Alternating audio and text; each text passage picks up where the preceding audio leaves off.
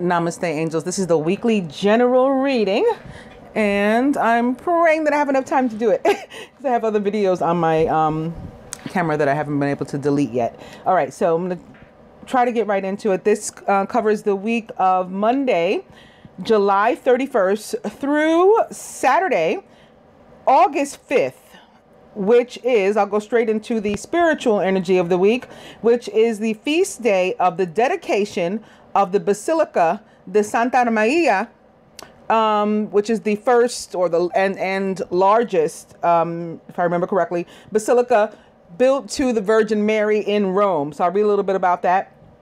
Sunday, the 6th, which is part of next week's reading, but I'll go ahead and let you know now, is the feast day of the transfiguration of our Lord. That is the feast where Jesus appeared on the mountain in all his glory, with rays of light coming from all over the place. And then all of a sudden, Elijah and Moses appeared with him, and they chatted on the mountain. And this could be seen, it was witnessed by St. John, St. James, and if I remember correctly, there was 3 of them. Maybe Andrew. I'm not positive. I don't remember the 3rd right now. But I'll read something about it like more officially rather than off the top of my head when the time comes. The 7th, so the following day, Monday of next week, is the full moon. The full moon. It is called the full green corn moon or the full sturgeon moon. Sturgeon, the fish. So this should be, and that moon, full moon is in Aquarius. That should be exciting for us next week. So all of that kind of energy is stuff that we may begin to feel toward the end of the week anyway. Also at the end of the week, a sextile between Jupiter and Pluto. Pluto, which is in retrograde. I'm going to go over a couple of the planets that are in retrograde, like a recap right now too. So yeah, Jupiter and Pluto, I think, should be pretty interesting. I mean, Jupiter is the ruler of karma and quote unquote luck for those who believe in luck. I don't particularly. So I'm thinking like if karma's good and situations are good, then it should be like the end, because of Pluto, the end of whatever the previous energy was, and we're moving into a period of luck, at least for the time being, during that sextile. That's what I feel. Now, again, I'm no astrologer. I get these downloads and I interpret my own personal feelings based on what comes in. All right, so retrograde, Mercury, July 24th, which was already an interesting day, as I tried to make people aware, was also the day that Mercury entered its RX zone, so like the shadow period of retrograde. And it goes it goes into full retrograde rather on August 12th. So that's something else that'll be coming up for us next week. What else is in retrograde? Let me scroll quickly. I am on findyourfate.com. That is one of my favorite places to, when I need to refresh myself on what planets are in retrograde. That's one of my favorite places to go. So Jupiter, I was just speaking of that, still in its shadow zone of leaving retrograde. Remember, it went direct on June 9th, and that's when it went into shadow. It's there until September 6th. Saturn is in full-on retrograde, goes direct August 25th. And I thought Uranus in shadow, goes full-on retrograde this week, August 2nd. So that's Wednesday, I think. Neptune. What's Neptune doing? Neptune is in shadow. It went into retrograde on June 16th. And it doesn't go direct until November 22nd. And lastly, Pluto. Pluto went into retrograde on April 20th and doesn't go direct until September 28th. So we're still in that major retrograde period. Let me just tell you what it means when Pluto's in retrograde. Pluto takes 248 years to do a complete revolution around the sun, thus spending on average about 21 years in each sign of the zodiac. Pluto moves into retrograde approximately every year for around 5 or 6 months. When Pluto goes retrograde, it's good to reflect on how we're doing with change and transformation. So we're going to be continuing this until it leaves its retrograde zone. January 18th, 2018 is when it's completely gone. Neptune takes about 164 years to do a complete revolution around the sun, thus spending about 14 years in each sign of the zodiac. Neptune moves into retrograde approximately every year for around 150 days. When Neptune goes retrograde, our spirituality, inner tranquility, and vision become the focus. Uranus takes about 84 years to do a complete revolution around the sun, thus spending about 7 years in each sign of the zodiac. Uranus moves into retrograde approximately every year for around 148 days. When Uranus goes retrograde, our inner freedom is the focus. Saturn takes around 29.5 years to do a complete revolution around the sun. Saturn goes into retrograde every year for around 140 days. When Saturn goes retrograde, it's a good time to revisit our relationship, work on long-term goals, responsibilities, and duties. And it's also a time to restructure the way we manifest our reality and to find a new attitude toward obstacles. Jupiter takes around 12 years to do a complete revolution around the sun. Jupiter goes retrograde every year for around 120 days. When Jupiter goes retrograde, it's a good time to review our visions, ideals, and belief systems in life.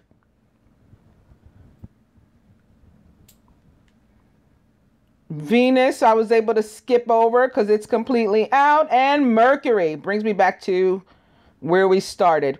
Mercury takes 88 days to do one complete revolution around the sun. This is why it seems like we're always in Mercury retrograde, because there are several per year. They're like 3 or 4 per year. Mercury moves into retrograde 3 times per year. There we go. For anywhere between 19 to 24 days. When Mercury goes retrograde, mistakes, misunderstandings, problems in communication and transportation are likely. Do not sign contracts, nor buy new items, nor begin new projects. It's an excellent time to plan, research, and prepare for something that will happen later. So I guess, although it's in shadow, again, it entered its shadow period approaching retrograde on July 24th. We have until August 8th until it's officially in retrograde. So I guess handle your business now and prepare for a possible time of separation and, and/or miscommunication and all that kind of stuff. Moving on. July, finishing out July, on the 31st of July, Venus enters the sign of Cancer. So earlier this week, we had the week for which I'm doing it. Today is 7:30, Sunday 7:30, on which I'm preparing this reading. It's 3:05 in the morning right now. The 25th, Mercury entered Leo. Earlier than that in the week, 7:22, the sun entered Leo. 7:23, the new moon entered Leo. So we have all that activity going on in Leo. Also the 20th, Mars entered Leo. So we have all that going on with Leo. Again, 7:31, Venus enters Cancer. And so then we'll have 2 planets of love being quite active in and around potentially emotional areas, Cancer and Leo, at the same time with Venus and Mars. Mars is like the masculine planet of love, Venus, the feminine planet of love. So that could be interesting too. What else? The 26th, the Lions Gate opened. And I did want to talk about the Lion's Gate. I didn't prepare to talk about now. It's okay. I can do it next week because it goes through the 12th. So we'll do that because there's a lot of confusion surrounding this. And it's another thing that's not made up, that we don't have to pull out of our asses. It's actually a real event, a real celestial event, and subsequently a real place in Jerusalem. And real things happen there. Jesus took his real last walk past the real location on this plane, on this planet, of the Lion's Gate in Jerusalem. It's part of the Passion.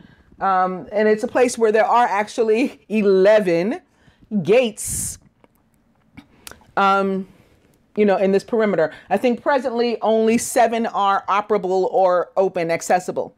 But I'll talk about the Lion's Gate in the sky and on this plane next week.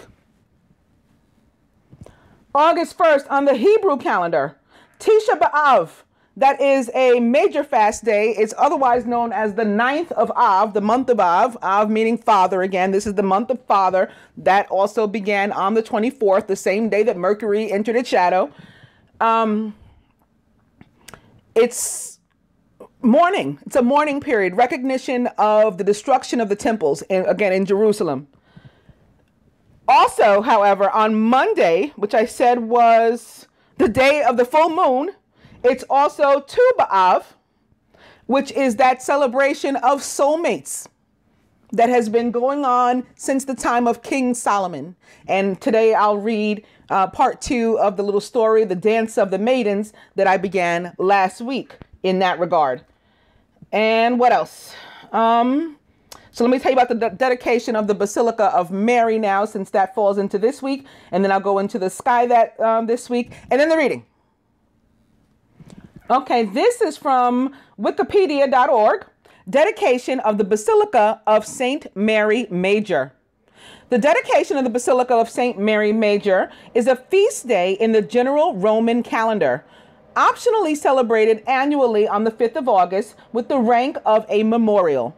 In earlier editions of the general Roman calendar, down to that of 1960, the year 1960, it is called the dedication of the Basilica of St. Mary of the Snows. She is a Queen of Swords, after all, an ice queen. This reference is to a legendary story about the foundation of the basilica. For the same reason, the feast is also known popularly as Our Lady of the Snows. The reference to the legend was removed, however, in the 1969 revision of the general Roman calendar. The history of this, Pope Pius V inserted this feast into the general Roman calendar in the year, first 1567, but he had to, which is 613, by the way, he had to officially do it in 1568, when in response to the request of the Council of Trent, he reformed the Roman breviary. Before that, it had been celebrated at first only in the church itself, and beginning in the 14th century in all the churches of the city of Rome. Accordingly, it appears in the Tridentine calendar for celebration as a double. In Pope Clement VIII's missal of the year 1604, it was given the newly invented rank of greater double. In Pope John the 23rd's 1960 calendar, it became a third-class feast. This 1960 calendar, included in the 1962 edition of the Roman Missal, is the calendar whose continued use privately and under certain conditions publicly is authorized by the Proprio, or Rome, basically. 9 years later, the celebration became an optional memorial. So it's not a holy day of obligation. We don't have to go to church unless it falls on a Sunday if we're practicing Catholics. It's not an obligation. It's a memorial. The feast commemorates the dedication by Pope Sixtus III of the rebuilt Basilica di Santa Maria Maggiore, just after the first council of Ephesus. This major basilica, located on the summit of the Esquiline Hill in Rome, is called the Basilica of Santa Maria Maggiore. In Latin, this is Basilica Sanctae Mariae Maioris, because it is the largest church in Rome dedicated to the Blessed Virgin Mary. The original church, which replaced that of Pope Sixtus III, was built during the pontificate of Pope Liberus from the years 352 to the year 366, and is thus sometimes known as the Basilica Libere or Basilica Liberiana. Now the legend. Until 1969, the feast was known as Sanctae Mariae ad Nieves, dedication of the Church of Our Lady of the Snows, a name that had become popular for the basilica in the 14th century in connection with a legend about its origin that the Catholic Encyclopedia summarizes as, quote, during the pontificate of Liberus, the Roman patrician John and his wife, who were without heirs, they had no children, made a vow to donate their possessions instead to the Virgin Mary. They prayed that she might make known to them how they were to dispose of their property in her honor. On August 5th, at the height of the Roman summer, snow fell during the night on the summit of Esquiline Hill. I'm getting chills right now, only on the left side though. In obedience to a vision of the Virgin Mary that they had had the same night, the couple built a basilica in honor of Mary on the very spot that was covered with snow. From the fact that there was no mention whatsoever of this made of this alleged miracle until a few hundred years later, not even by Sixtus III, in his 8-line dedicatory inscription, it would seem that the legend has no historical basis, however. In fact, there is no reference to the legend before the year 1000. All right, that's that. And now I'm going, there's more to this. If anybody wants to read more about the largest basilica dedicated to St. Mary in Rome, wikipedia.org. And other places too, I'm sure. But I'm going to astronomy.com now with what's going on this week. And I'm beginning with today, Sunday, July 30th. The first quarter moon arrives at 11:23 a.m. Eastern Daylight Time. Our satellite won't rise until around 1:30 p.m. local daylight time, however. So observers in the Americas won't see it precisely half lit. As darkness falls this evening, the moon appears about 55% illuminated and resides among the background stars of Libra, the scales.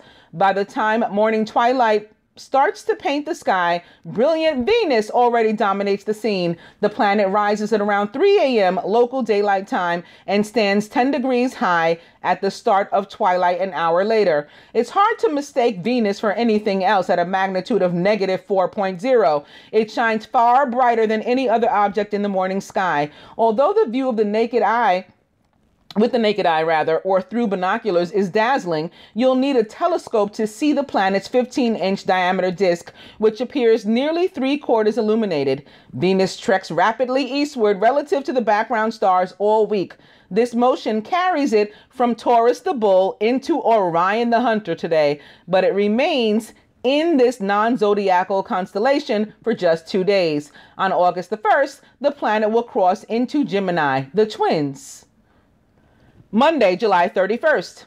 Pluto reached the peak of its 2017 appearance earlier this month, and it remains a tempting target for those with an 8-inch or larger telescope. The 14th magnitude world is visible all night among the background stars of northeastern Sagittarius, some 1.3 degrees east-southeast of 3rd magnitude Pi Sagittarii. See In Pursuit of Pluto in the July edition of Astronomy for complete details on finding this world. Tuesday, August 1st, Jupiter resides in the front of the 11th magnitude spiral galaxy NGC 4941 this evening. Although visual observers have no hope of seeing the two in the same telescope field of view, astronomers might be able to capture both. Plan on taking multiple exposures to show the bright planet, its fainter moons, and the dim spiral. Perhaps your best bet is to capture a series of images over several nights to record the planet's passage by the galaxy. Wednesday, August 2nd, the waxing gibbous moon stands at its highest point above southern horizon as darkness falls this evening. If you look a few degrees to its lower left, you can't miss Saturn. The glorious ringed planet shines at a magnitude of 0.3 and shows up nicely against the backdrop of southeastern serpent bearer on any clear night. When viewed through a telescope, Saturn's globe measures 18 inches across, while its dramatic ring system spans 40 inches and tilts 27 degrees to our line of sight. The moon reaches apogee, the farthest point in its orbit around the Earth, at 1:55 p.m. Eastern Daylight Time. It then lies 251,671 miles from Earth's center. Thursday, August 3rd, Uranus' eastward motion against the background stars comes to a halt at 6 a.m. Eastern Daylight Time. This so-called stationary point marks the beginning of the best period to observe the outer planet. Uranus rises before midnight local daylight time and appears more than halfway to the zenith in the southeastern sky as morning twilight commences. The magnitude 5.8 planet lies in Pisces, 1.2 degrees north of magnitude 4.3 Omicron. A telescope reveals Uranus's blue-green disk, which spans 3.6 inches. Friday, August 4th. Look overhead around 11 p.m. local daylight time at any day this week, and your eyes will fall on the brilliant star Vega in the constellation Lyra the Harp. At magnitude 0.0, Vega is the brightest member of the prominent super triangle asterism. The triangle's second brightest star, magnitude 0.8 Altair in Aquila the Eagle, lies some 35 degrees southeast of Vega. The asterism's dimmest member, magnitude 1.3 Deneb in Cygnus the Swan, stands around 25 degrees east-northeast of Vega. Although the waxing gibbous moon diminishes the luster of the stars this week, the summer triangle remains conspicuous. Saturday, August 5th, distant Neptune reaches opposition and peak visibility in just a month. But the view now is essentially the same. The ice giant planet rises around 9:30 p.m. local daylight time and climbs nearly halfway to the zenith in the southern sky by 3 a.m. The magnitude 7.8 planet lies in Aquarius, 2 degrees east of the fourth magnitude Lambda Aquarii. You'll need binoculars to spy Neptune and a telescope to see its blue-gray disk, which spans 2.4 inches. And lastly, Sunday, August 6th, asteroid 89 Julia should be relatively easy to find through a small telescope south of the Great Square of Pegasus. Your signpost for finding this magnitude 9.6 space rock is a squashed box of 4 fifth magnitude stars, 55, 57, 58, and 59 Pegasi. The box lies 6 degrees south of magnitude 2.5 Markab, the star that marks the Great Square's southwestern corner. Tonight, Julia stands 1.5 degrees south of 59 Peg. If you sketch the field and then return to the same area a night or two later, you should be able to detect the asteroid's movement relative to the stellar background. I didn't finish telling you about Tisha B'Av. So let me do that now. This is from Shabbat.org. Tisha B'Av and the 3 weeks. What are the 3 weeks? The 3 weeks is an annual mourning period that falls out in the summer. This is when we mourn the destruction of the holy temples and our launch into a still ongoing exile. The period begins on the 17th of the Hebrew month of Tammuz. So last month, it started. A fast day that marks the day when the walls of Jerusalem were breached by the Romans in the year 69 CE. It reached its climax and concludes with the fast of the 9th of Av, the date when both holy temples were set aflame. This is the saddest day of the Jewish calendar, and it's also the date that many other tragedies befell our people. And then it goes on to talk about observances for this period. The 17th of Tammuz is a fast day on which we refrain from eating and drinking from dawn to nightfall. The final 9 days of the 3 weeks are a time of intensified mourning. Starting on the 1st of Av, we refrain from eating meat or drinking wine and from wearing freshly laundered clothes. The 9th of Av is a more stringent fast than the 17th of Tammuz. It begins at sunset of the previous evening. So it begins on the 31st of July and goes into the 1st of August. sunset of the previous evening, when we gather in the synagogue to read the book of Lamentations. Besides fasting, we abstain from additional pleasures, washing, applying lotions or creams, wearing leather shoes, and martial relations. Until midday, we sit on the floor or on low stools. There is more to the 3 weeks than fasting and lamentation. Our sages tell us that those who mourn the destruction of Jerusalem will merit seeing it rebuilt with the coming of the Messiah. May that day come soon, and then all the mournful dates on the calendar will be transformed into days of tremendous joy and happiness. And lastly, going back to Chabad.org, Chabad.org, the dancing maidens of Jerusalem. I actually recapped the first paragraph and then I'll read love, which was the part that I was supposed to read this week. There were no greater festivals for Israel than the 15th of Av and Yom Kippur. On these days, the daughters of Jerusalem would go out and dance in the vineyards. And what would they say? Young man, raise your eyes and see which you select for yourself. And so it is written, go out, daughters of Zion, and see King Solomon in the crown in which his mother crowned him on his wedding day and on the day of his heart's rejoicing. His wedding day, this is the day of the giving of the Torah, the day of his heart's rejoicing. This is the building of the holy temple, which shall be rebuilt speedily in our days. It is no coincidence that Yom Kippur and the 15th of Av served as occasions for matchmaking for the young men and women of Jerusalem. These 2 days are the respective betrothal and marriage dates of God and Israel. Yom Kippur, the day on which the second tablets were given to Moses, marking the fulfillment of the covenant at Mount Sinai, is the day of Israel's betrothal to God. Av 15, the day that represents the rebirth, which follows the great fall of the Holy Temple's destruction on the 9th of Av, celebrates the ultimate consummation of our marriage with the final redemption of the Messiah.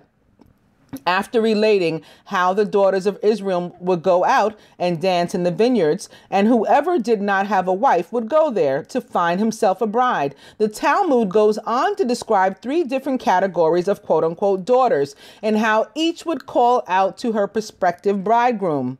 What would the beautiful ones among them say? Look for beauty for a woman who is for beauty. What would the prestigious lineage say? Look for family, for a woman is for children. What would the ugly ones say? Make your acquisition for the sake of heaven, as long as you decorate us with jewels. All that I've written can be found in the Talmud, by the way, that I've read rather. The Lubavitcher Rebbe explains that the marriage of God and his people also includes these 3 categories of brides. The souls of Israel include, quote unquote, beautiful souls, souls of quote unquote prestigious lineage, and quote unquote ugly souls, each of whom contribute their own unique dimension to our relationship with God. Love. There are 2 types of love, say the Hasidic masters. There is a love that is generated by the person's own mind and heart when she or he meditates on the greatness and desirability of a person or a thing or a state, and thereby develops feelings of love and attraction for him, her, or it. And then there is an inborn love, a love that a person has not created himself. Indeed, he may be unaware that he possesses it, but which resides in his heart from birth, a natural bond and attraction to something that is implanted in his soul by virtue of who and what he is. You shall love God. This is in Deuteronomy 6:5 or 11. It's a crucial component of our relationship with the Almighty. Aside from the fact that loving God is itself a mitzvah, which means a divine commandment, it is also a prerequisite for the proper observance of all the mitzvot. As Rabbi Shun Zalman of Laidi elaborates in his Tanya, which is his mitzvot, I guess some of his writings or whatever, which are not motivated by a love of God. These are performed mechanically and erratically. Only one who loves God serves him in a manner that is both integral and enduring. Our love for God also comes in the two forms described above. By studying what God has revealed about himself to us in his Torah and contemplating and meditating upon these truths, one develops a feeling of love toward him, a desire to approach his great and magnificent being, to unite and become one with it. Indeed, this is one of the primary functions of prayer, the service of the heart. That's in quotes. This is to regenerate or to generate a feeling of love for the Creator by meditating on his greatness and majesty. But also, the person who does not succeed in creating a quote unquote self-generated love by these means can attain a love of God by resorting to the inborn love for him, which we each possess as a quote unquote inheritance from our forefathers. Abraham, the first Jew, was the very embodiment of the divine love. In quotes, Abraham, who loves me, were God's words to Isaiah, and God rewarded him with the gift of quote unquote fatherhood, the ability to bequeath his love and this love to his descendants. So each and every Jew has Abraham's love of God encoded in his spiritual genes. As with all inborn characteristics, this love may be buried in the subconscious, stifled by the dross of material life, but it can always be awakened and called upon to stimulate and vitalize our observance of the mitzvot. The advantages of the second type of love are obvious. Every Jew possesses it, and the ability to realize it, regardless of the extent of his cognitive and meditative skills or his spiritual sensitivity. Furthermore, a self-generated love will always be limited by the finite capacities of the mind and heart which have created it, and will fluctuate in accordance with the person's mental and emotional state at any given moment. Our inborn love, being divinely granted, is infinite and unequivocal. But there are advantages to self-generated love as well. Though lesser in essence and scope, it is more keenly felt, more exuberantly experienced. For such is our nature. What we create is more precious to us than the most valuable endowment. What we conceive of ourselves is somehow more relevant and real than what is learned from the greatest master. So although the stimulation of our inherited love for God would suffice to drive our observance of the mitzvot, we should nevertheless strive to enhance our relationship with him with the ecstasy and passion that only a love created by our own faculties and initiative can bring. In the words of our sages, quote, although a fire came down from the heavens, it is imperative to also kindle a man-made fire, end quote. And next week, I will read The Sallow-Skinned Bride. That's the next portion of this writing. And with that, the reading. Also, I got to tell you guys while I'm getting ready to do the reading, the divine cleanse, it continues to amaze me and those who've experienced it. In fact, I had to start a Facebook page specifically and only for the Divine Light Cleanse, where people, should they choose, who've had it, can go and talk about it. Write about it. Don't take my word for it like I'm trying to sell it to you. I mean, I do wish that everyone in the world would have it because I think it's absolutely phenomenal what people are experiencing. I have a client that had physical pain. She could not even wash the dishes without pain for 2 years. Not only has she been able to wash the dishes without pain, she went for a walk, an hour-long walk, something that she had not been able to do, that she really, really enjoys doing, and could not stop thanking God for having had the cleanse and experiencing this. I have another client who had a really bad partnership. She was a dentist, really bad partnership, practice went under, or she was like banned from the practice.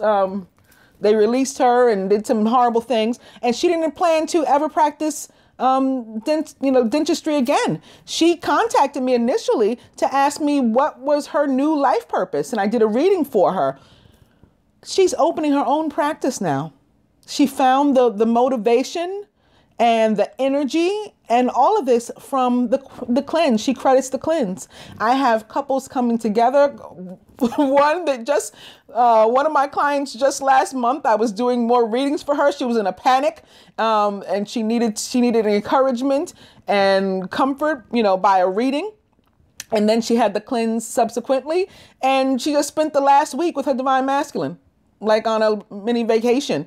And they made things official, or he made things official just yesterday. I have couples coming together. I have people healing inside out, emotionally, physically. It's absolutely amazing what God is doing through the divine light cleanse.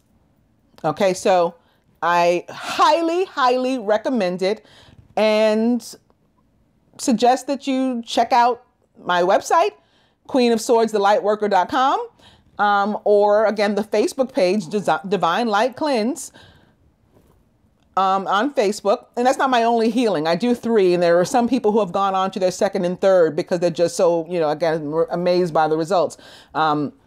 But the majority of people have had the Divine Light Cleanse. And so that is, as a result, the one from which we're seeing, the most, positive change and results. And that's the one that I'm, recommending, therefore. All right. So we're starting with the dice with sex. My shoes. And try again.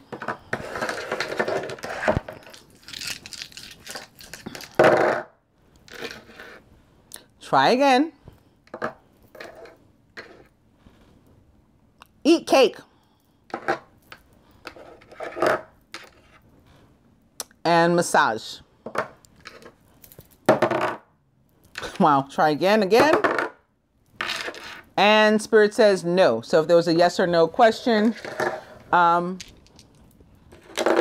especially if you yourself were feeling no, you were absolutely right. The answer is no. And now, since I've been seeing a bunch of 5s all week, I decided to pull out my butterfly cards, which are the Dorming Virtue cards, oracle cards of change. I forget the actual name, but they're about change. As butterflies transform, right, and change, you go in a caterpillar and come out a beautiful butterfly. And so I'm going to do my modified cross spread with the more recent placements that I've been using: the higher self, the advice from the universe, representing the divine couple, the recent past, blocks to the union, and so on. I'll call out the titles as I do it. And then I will do a cross with another deck with the Keepers of the Light Oracle. I will do the modified cross with the original placements. Okay, so I'm beginning with new exercise program, which can mean many things. And parental care. This can be physical exercise, and together with parental care can be some sort of rehab or something for a parent, therapy, physical therapy, or something for a parent, or for you. You may be a parent and you're having to go through these things that you're not used to. Or maybe like my client I was just describing, she's a mother. She has been healing physically and can now start a new exercise program because she's regained use of her limbs without pain. So it can be something like that. It can be a literal new exercise program. You may be going to the gym and working out and you hadn't been before. And this can also be metaphorical. You can be exercising, having gone through a transformation, a transition, exercising something that you're typically not used to exercising. You're exercising compassion. You're exercising forgiveness. You're exercising maybe like boundaries, things that you hadn't before. You've implemented new things in your life, although literally or metaphorically. And opening to self-employment. You could be exercising your own new skills on your own behalf, as opposed to benefit someone else. Self-employment. And why? Because you're stronger than you know. You don't have to work for someone else. You can work for yourself. Stronger than you know. So keep the faith. This can be talking again about my other client, the one who thought that she'd never practice dentistry again. She's stronger than she realized. She's got her energy back. She's regained it. And now she's starting her own self-employment, a practice by herself. No more funky partnerships. I'll go one more. And finances. All of this improving for people too with the cleanse. I had one say, you know, maybe you worked on my finances too, because all of a sudden I'm, you know, things are flowing. I said that's what happens when we clear the blocks. It's abundance in all forms. We're experiencing love and abundance in all forms. We're experiencing Venus. I'm going to cut.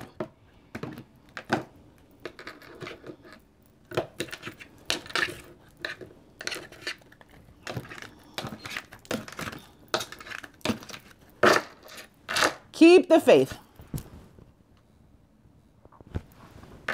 And the overall energy is memories. So as we transition and we leave things behind, we're taking our memories, especially the happy ones, with us. We are leaving behind the resentment, the regret, the fear, the ego, you know, the hurt, the pain, all of that stuff. It's baggage, and we're dropping it. Maybe perhaps with Chiron, the wounded healer in Pisces. We're going to let that take care of all of that stuff. The divine couple. The recent past. Again, this is the general reading, so not necessarily romantic. Blocks to the union. The outcome. The masculine's higher self. Advice from the universe. What would the masculine have the feminine do or surrender toward this union this week?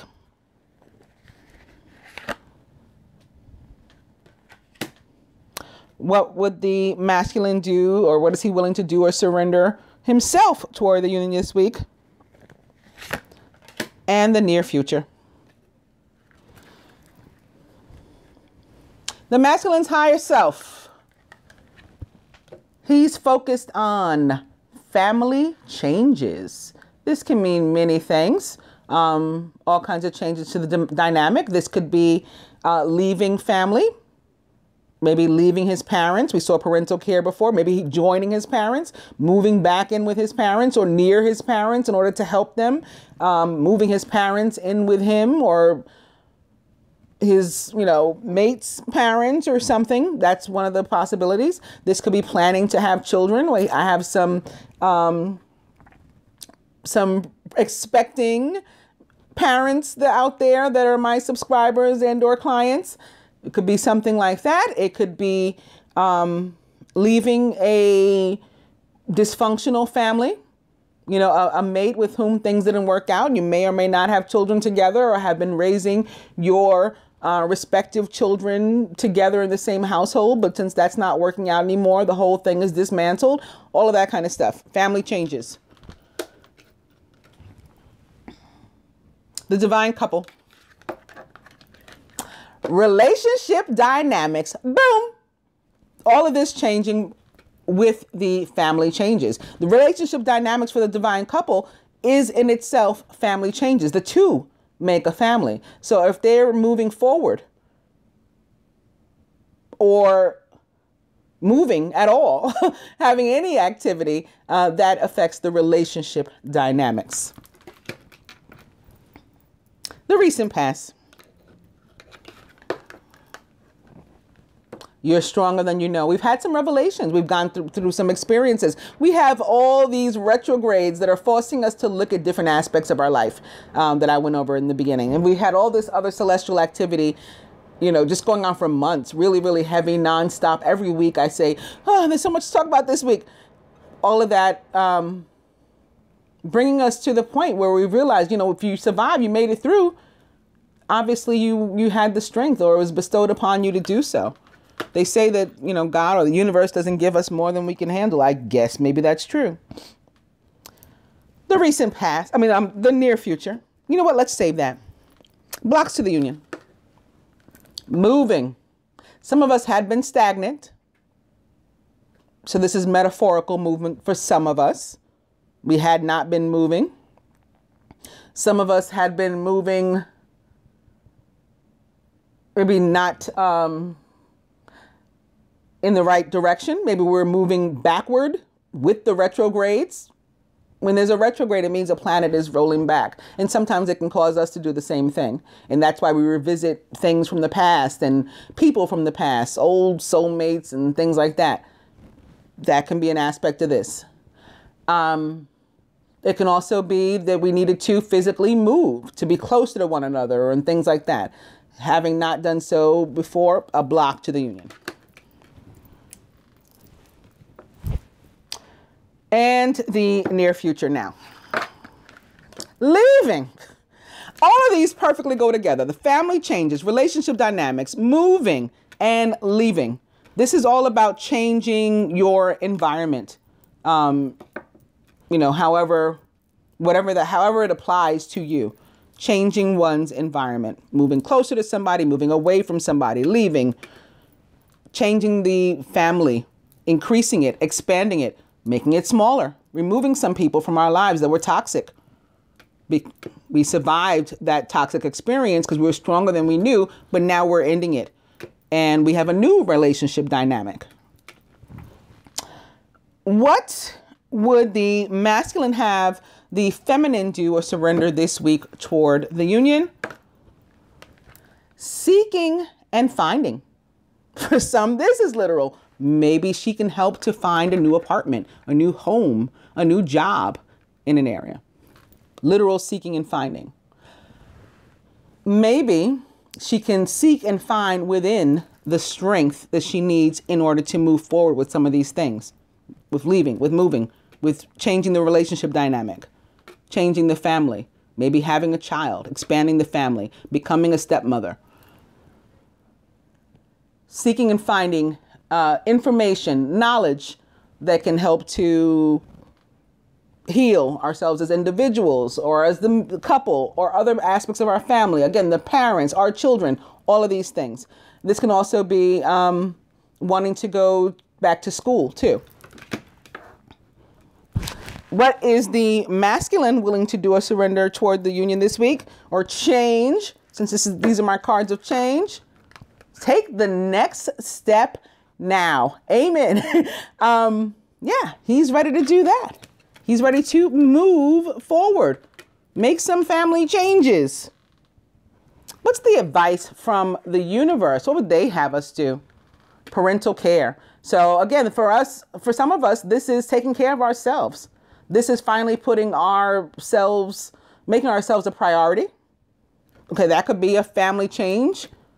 Some of us have adult children, for example, and that we've continued to make them a priority, and we've continued to live our lives around them, and we're changing that dynamic and making ourselves the priority. And we're reminding ourselves that that we've made it through. We survived that. We've raised these children already. We've done the best job we could, and I'd say a good job from what I hear when I have conversations with people.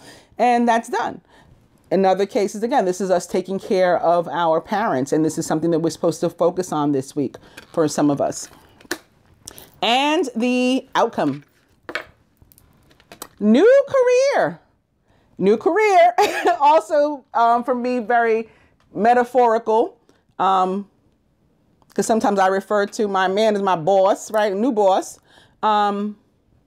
This is self-employment for some of us. This is a new job, as I talked about in the beginning.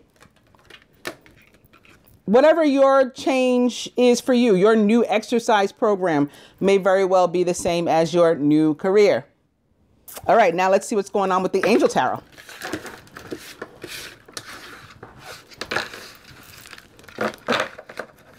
Actually, no, let's see what's going on with the Keepers of the Light Oracle. I think that's what I said I was going to do in the beginning. Beginning with Radha and Soul Flame. Rediscover a lost part of yourself. Experience relationship harmony and healing. So more changes to the relationship dynamic. We're continuing with the theme. Opening to hope, love, and acceptance. This fits in nicely too. Love is yours. Recognize your divine worth. Choose loving thoughts.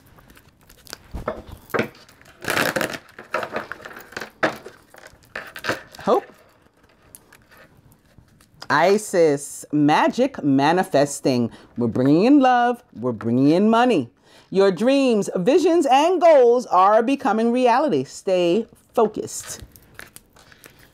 Keeping in the theme of everything I've said since I started. Here's Isis. Light activation. Shine your light. Your internal guidance is coming through loud and clear.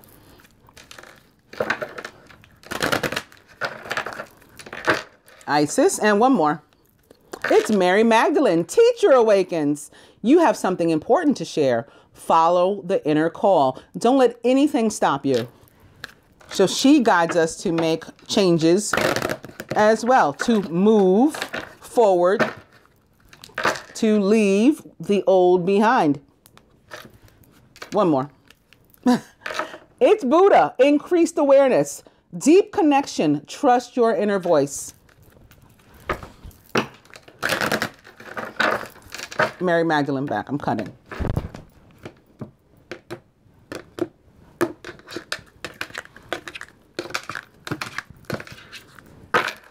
Hope, love, and acceptance. Wow.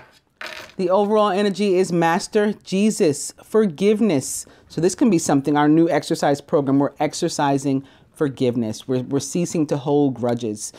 You are on the path of light, love, and forgiveness. Father healing is possible at this time. This can also be connecting to the parental care. Maybe the parent that for whom you are caring is your father, or maybe you are working with your inner masculine, the father aspect of it, or the male or masculine aspect of it, of you, rather.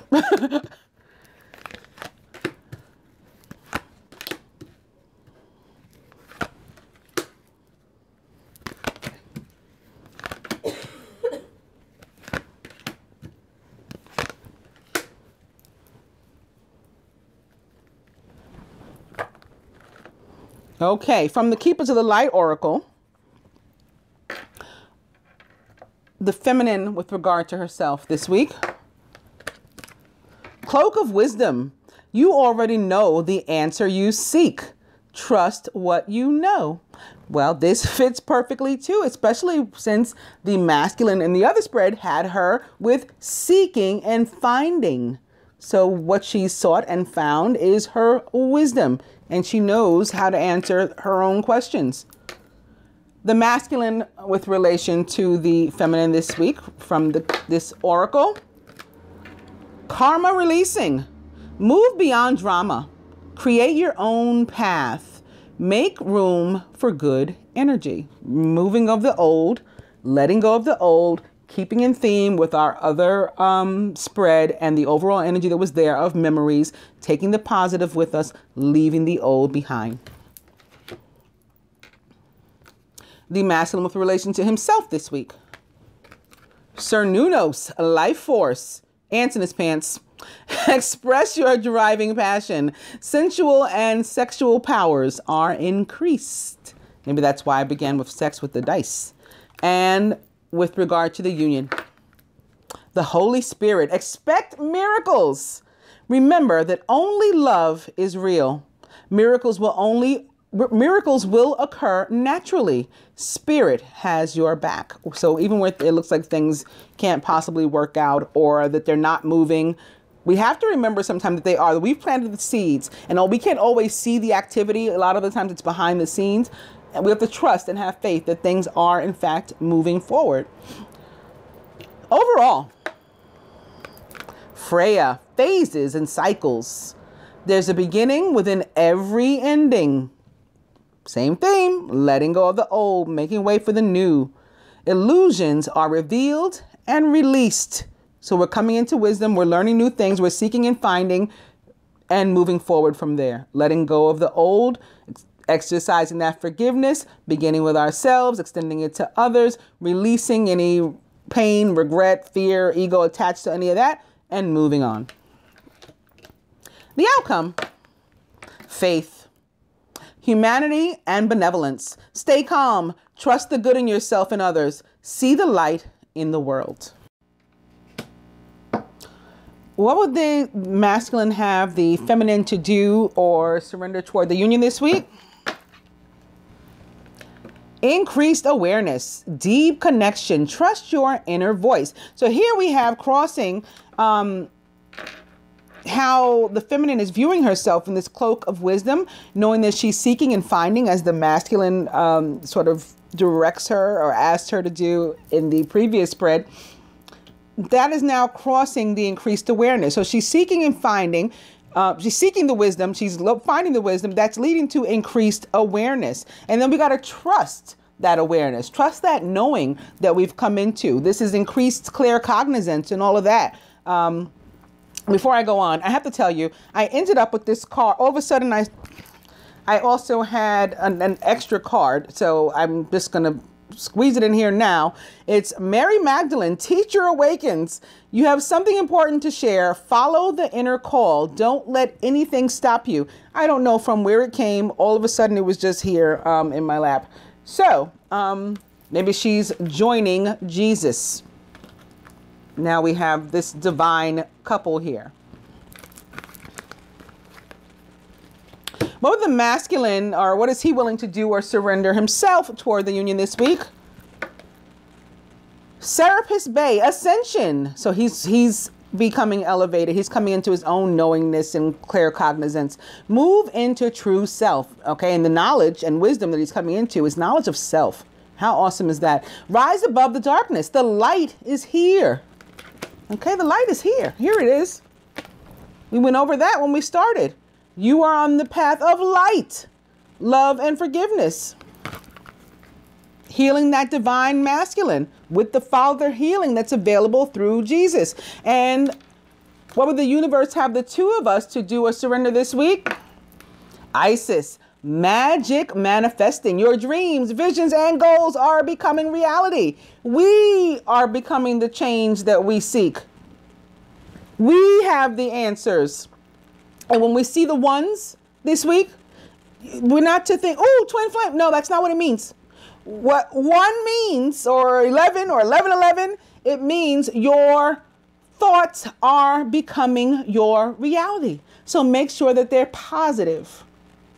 Right? You can either manifest negativity into your life, or you can manifest the most wonderful things, income and love, and just all forms of both, all forms of abundance and all forms of love, friendships, work relationships that are healthier, relationship with your parents, the parental care, relationship with your children. All of these things, if we think positive, we can manifest. Now I'm going to go on to the Angel Tarot.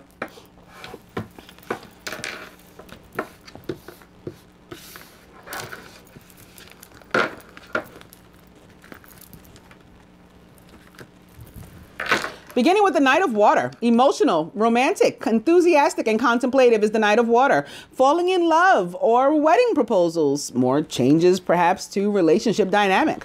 The need to balance emotions. Maybe Chiron in Pisces. An invitation to a social event as well. So yes, this can be representing Chiron in Pisces, or perhaps Venus in Cancer, or Jupiter maybe sextile Pluto, which rules Scorpio, or maybe Mars in Leo. That may be from where the ants and the pants are coming to. Mars, yes, it is the ruler of Aries, Leo's fellow fire sign Aries. However, it is also a ruler of Scorpio. So maybe these are reasons why the Knight of Water showed up.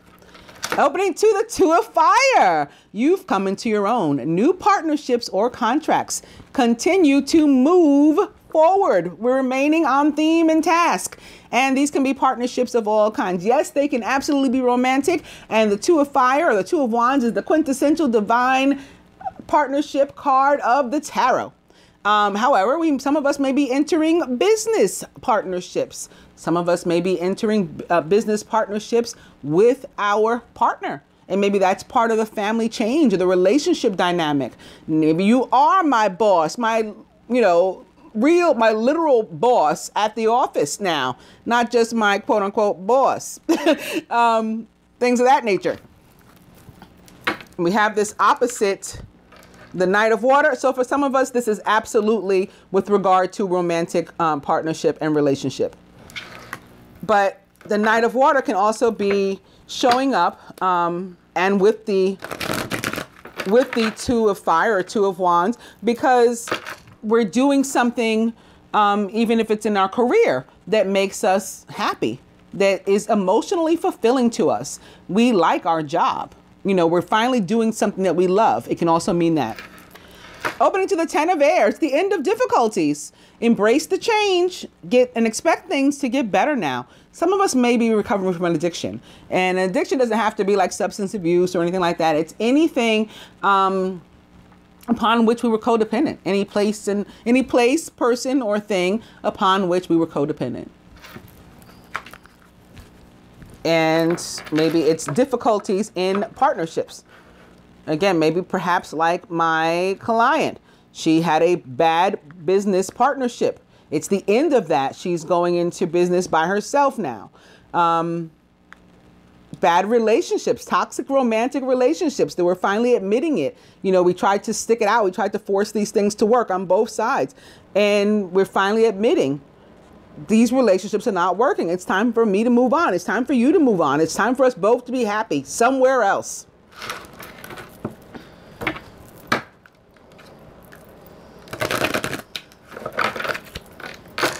Two of Fire and Two of Earth. Too much going on at once. The need to make a decision. Consider a more playful approach. So stop being so serious. Chill out. Relax. Think about what you want to do. So for some of us, this is all work and no play makes Jack a dull boy and Jill a dull girl. We need to learn how to better balance work and home life. For some of us, this is the need to balance out our, again, mental and emotional factors. This can be having to do with the healing process through which we're going. And maybe as we've been affected by Chiron and the healing properties for Chiron of Pisces.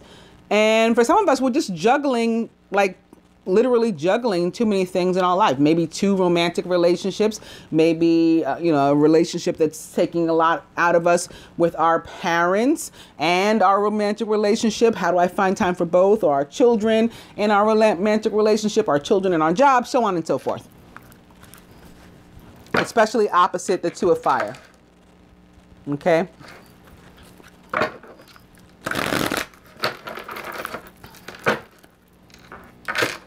Two of Earth, and it's another two, the Two of Air. Being unable or unwilling to make a decision, a stalemate, pretending there's no problem. Both of these cards facing one another now, the Two of Earth and the Two of Air, about the need to make a decision.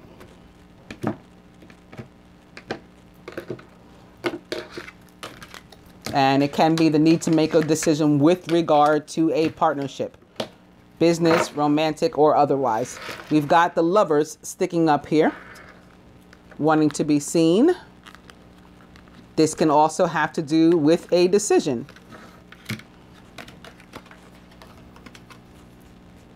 Intimate relationships. Carefully weigh your decisions. Good health also. Lovers representing the sign of Gemini. And it's the Eight of Earth. Skilled work is rewarded. Learning all there is to know about a topic, maybe even going back to school. And the overall energy is the Queen of Earth. Thoughtful, creative, warm, and sensible is the Queen of Earth. She's also a Taurus, Capricorn, or Virgo, or somebody taking on those traits or attributes. Make time for those around you. Didn't I say like trying to juggle, work and play and all that kind of stuff? That's what this is about. Take a sensible approach. Maybe try a new exercise program. Deal with challenges in a kind and understanding manner. That too may be a new exercise program for some of us. Challenges. Something was coming through for that. I lost it. Okay, that's our overall energy.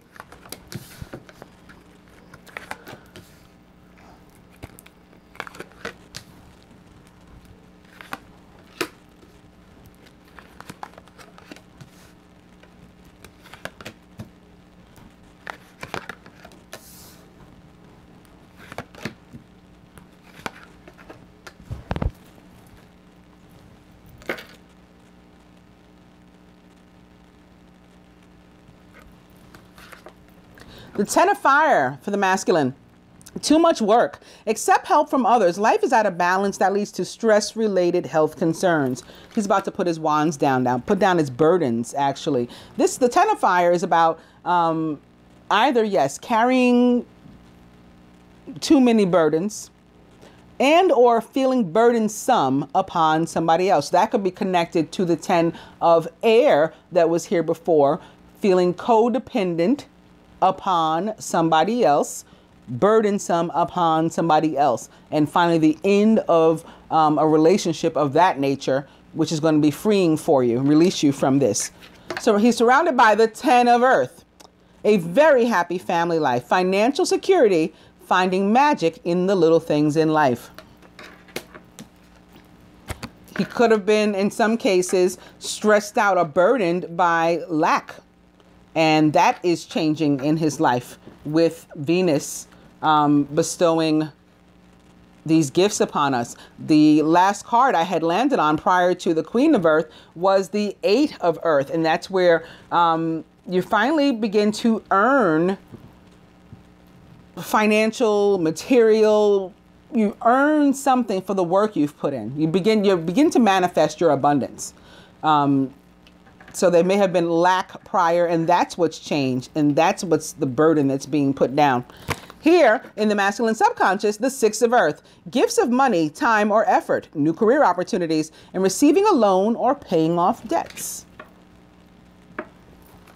The feminine, the 3 of earth, the power of creativity, recognition for very high quality work. Be a team player. 3 of earth, with regard to work and earnings, can be about the boss paying close attention to us, keeping a watchful eye on us for good reason, wanting to give us a raise, a promotion, some sort of bonus or something, recognition. This boss can be an actual boss at work, at your office, and or if you're one of those who has a new career or self-employment, you may be the boss technically, but you're maybe the people that patronize you are who want to recognize you, promote you. And or this could be the universe, and it can be metaphorical as with regard to our elevation, our ascension, and or this can be abundance being showered upon us again by Venus, Jupiter, all of that. We're surrounded by the 5 of fire. This is jealousy, often at work. And or for me, if it's not work, it's like close friends and or family, like friends that we consider family practically. Competing goals, bothersome details, conflict with others. This can be coming through with the Mars, in which case it can be talking about the feminine herself. She can be like Mars and Leo personality people are like very ambitious. So this can be connected to this 3 of earth that's here. Like they want to be somebody, you know, they want to make it, you know, hashtag mama, we made it. So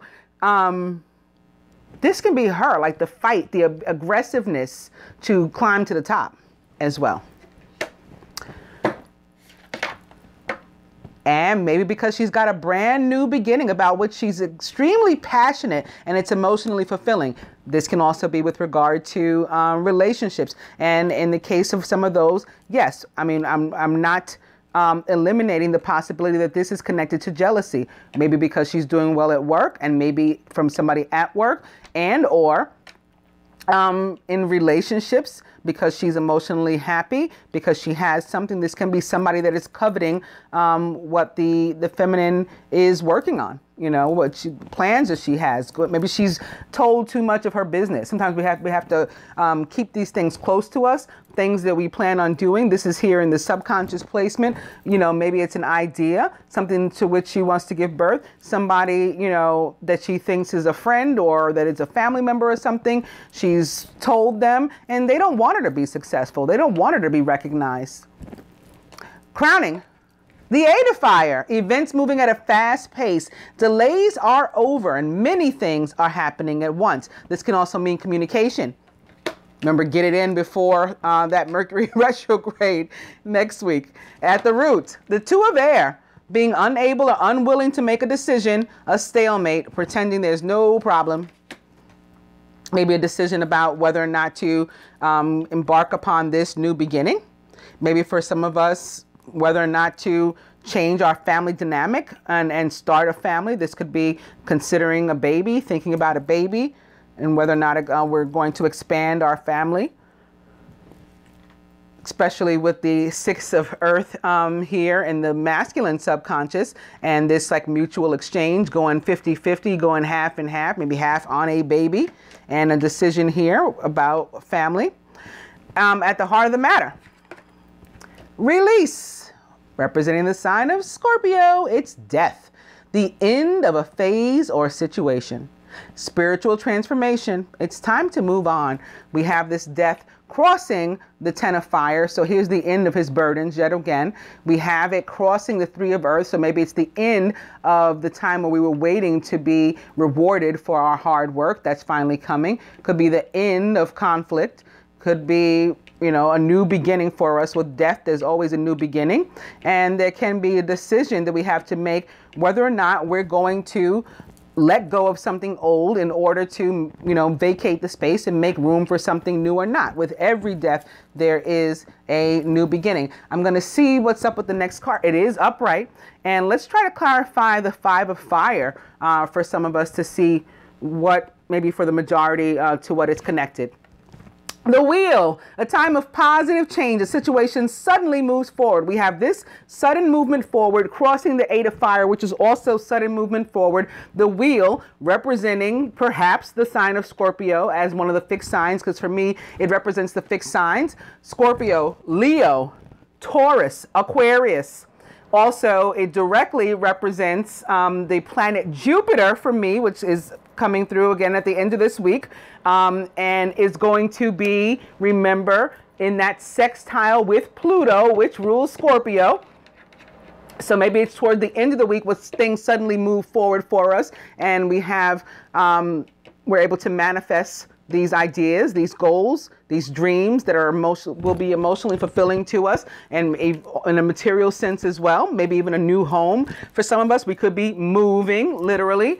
The wheel, yeah, represents also the sign of Sagittarius, because Jupiter rules Sagittarius. So this could be like a Knight of Wands, a Knight of Fire coming through to save the day. And crossing the 2 of air, and with regard to the need to make a decision, it can be all of a sudden things are moving in our life. Now, what are we going to do? Are we going to take a new job? Are we going to move into a new home? Are we going to, you know, accept a new position, a promotion? Or what are we doing? Like all of this sort of thing. And with regard to relationships, are we moving forward? With regard to death, are we going to let go? Are we going to, again, move forward? We're letting go of our past. We're forgetting it. For the masculine, if the next one is also upright, it is. Maybe we can find out to what, for most of us, the 10 of fire is connected.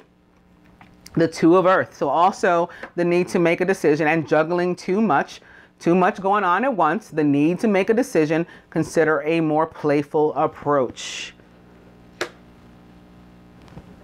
So when the masculine can settle on something, that will allow him to lay down his burdens, as they say. The next one is also upright. Let's see what it is.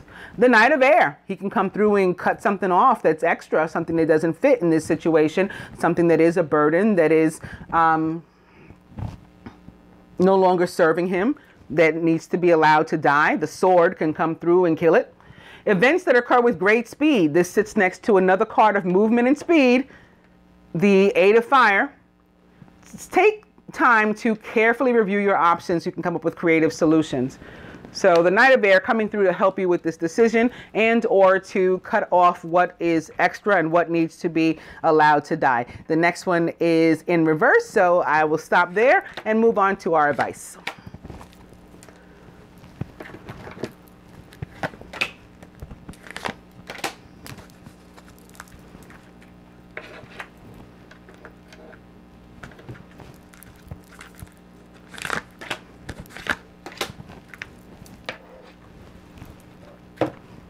I had originally planned to clarify anything that I was going to clarify with the Ascended Master cards. Obviously, I did not. I just used the Angel Tarot. But I'll go ahead and use these for the advice anyway, beginning with Yoga and Babaji.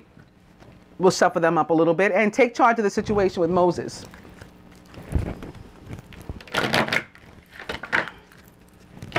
Yoga. You are seeing this situation accurately.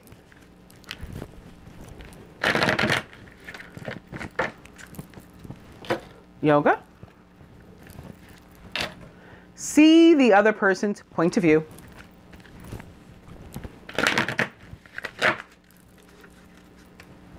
Yoga. And lastly, mother, wife, sister, daughter, Lady Nada. Maybe the need to heal a relationship with a feminine energy, perhaps our own, our inner self.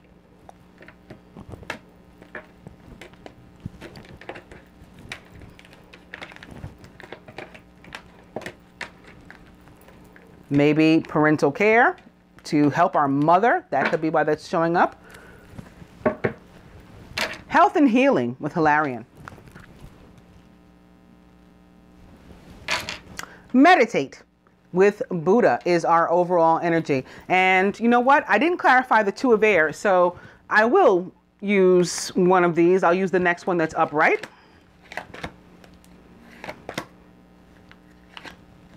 Fertility. Fertility here, clarifying the two of air. So again, it might have to do with deciding whether or not to expand our family, whether or not to go half and half on a baby or to move in together, to go 50-50 on a new life, to give birth to our dreams together, to allow old situations to die so that we can make way for new, so that we can allow for these things that are happening, these positive changes that are occurring quickly, so we can make room for them and allow them to happen, allow the natural course of things. Fertile with ideas, fertile with actual, people. And just ready for new beginnings. Giving birth to our dreams. And for some of us, yes, again, ants in our pants. And maybe not to, whether or not to address those can be a decision that some of us would have to make as well. What am I going to do about these ants in my pants? Am I going to make the phone call? Am I going to communicate? Maybe we haven't been speaking. Are we going to make up so that we can get together? Because there's the makings for us to get together, not just in this spread, but all the ones we've had before. And this is a gorgeous spread. Here we have, again, we're crowned by the 8 of fire. The 10 of earth here for the masculine. He's surrounded by earth cards. Now he's got the 2 of earth here, the 10 of earth here, the 6 of earth here.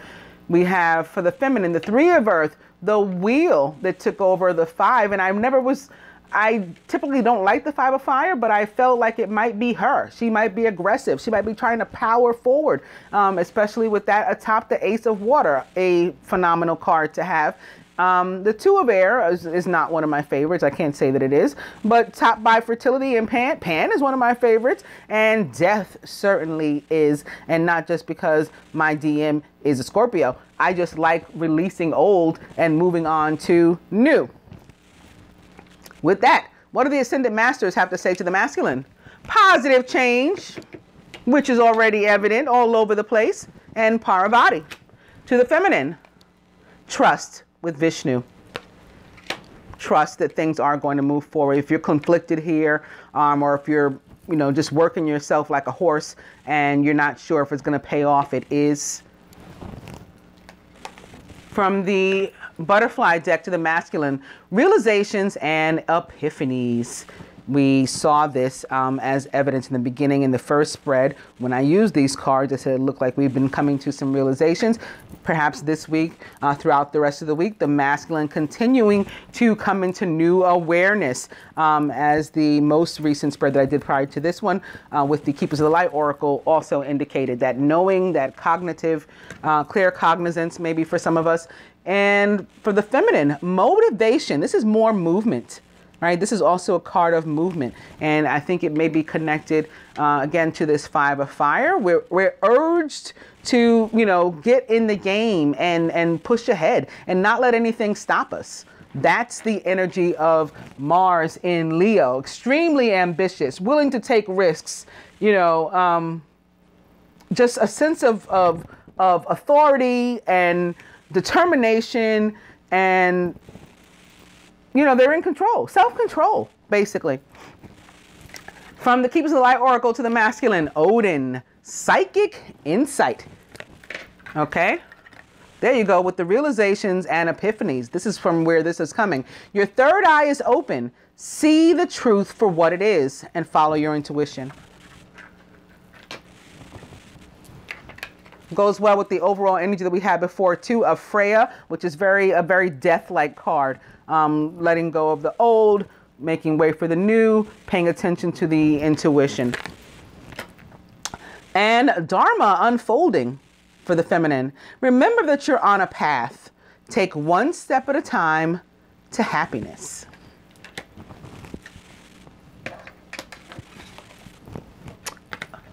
From the angels to the masculine, you're going to want to avoid this energy. There's no reason for this very mental energy, mental anguish, self-imprisonment, and the prison of your mind that the 8 of air brings. An illusion of being trapped.